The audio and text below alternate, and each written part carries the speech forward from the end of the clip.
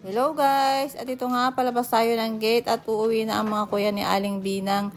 Sinasabihan pa nga ako dahil uuwi na nga lang daw sila kuya niya, nagbibideo pa ako. Alam niyo naman, ang buhay ng content creator. Ayan nga pala, iaabot ko kay kuya Nico yung ipapahatid ko sa kanila pauwi. At ayan, habang naabot ko nga nagtatago naman sa isang banda si Aling Binang. At ayan, niloloko niya nga si Kuya Kaloy niya dahil bakit daw ang payat ng gulong ng motor ni kuya niya. Ayan, umaalis na nga, nagtatago na sa camera yung Aling Binang. Ayan, si Kuya Kaloy.